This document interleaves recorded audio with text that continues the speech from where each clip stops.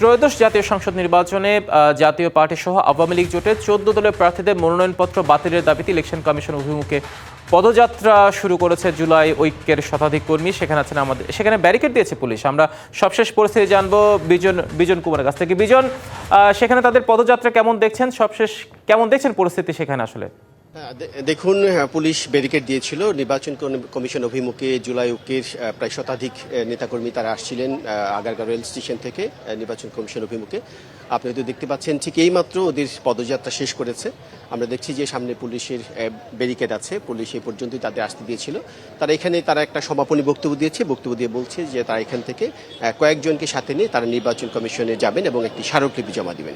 সেই স্মারকলিপিতে তাদের বক্তব্য হচ্ছে, তারা বলছে যে জাতীয় পার্টি ফেসিস্ট ফেসি সরকার তাদের দালালি করেছে এবং তারা সেই সময় যে গণতান্ত্রিক পরিবেশ তারা নষ্ট করেছে এবং তাদের সাথে যে আওয়ামী লীগের যে ১৪ দলের জোট ছিল তারাও ফেসিবাদের আচরণ করেছে এবং তাদের এই নির্বাচন করার তাদের অধিকার নেই এবং সরকারের কাছে দাবি করেছে তারা এই দুটি সংগঠনের জাতীয় পার্টি সহ ১৪ দলের যেসব প্রার্থীরা আছে তাদের বিচার করতে হবে। আমরা দেখেছি যে দুপুর ১২টায় আগারগাঁ থেকে যে মেট্রো রেল স্টেশন আছে তার নিচ থেকে পদযাত্রা শুরু করার কথা থাকলেও তারা প্রায় আধা ঘন্টা পরে প্রায় ২০-৫০ জনের মতো নেতাকর্মী তারা প্রথমে এসেছিলেন, তারপর আস্তে আস্তে মিক্সার গ্রাইন্ডার ঝামেলা কমায়, সময় বাঁচায়।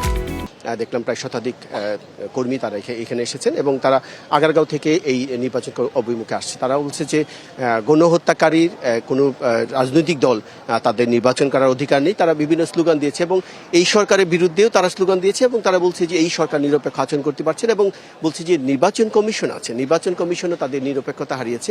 বিশেষ করে ফেসিস্ট সরকারের যে সহযোগী যেহেতু বলছিলেন জাতীয় পার্টি এবং ১৪ দল তাদের নির্বাচনে সুযোগ করে দেওয়ার জন্য তারা নির্বাচন কমিশনের পদত্যাগ চেয়েছে এবং নতুন করে আরেকটি নির্বাচন কমিশন গঠন করে পরে যাতে সুষ্ঠু নির্বাচন হয় এই তারা দাবি করেছে। আমরা দেখছি যে এখানকার নেতাকর্মীরা তারা এখানে এসেছিলেন তারা ফেসিস্ট সরকারের যে সমালোচনা তারা করেছেন, ভারতীয় আধিপত্যবাদের পক্ষে তারা যে কাজ করেছে এবং জাতীয় পার্টিকে সেই দালাল হিসেবে আখ্যায়িত করা হয়েছে। তো সবকিছু মিলে আপাতত এই ক্ষেত্রে আমার সবশেষ খবর তারা নির্বাচন কমিশনে যাবেন স্মারকলিপি নিয়ে। পরবর্তীতে যদি আর কোনো তথ্য পাই আপনাকে জানাতে পারবো। হিমাদ্রি, আপাতত এই ছিল আমার কাছে এখানকার সবশেষ। ধন্যবাদ বিজন আমাদের সাথে যুক্ত হওয়ার জন্য।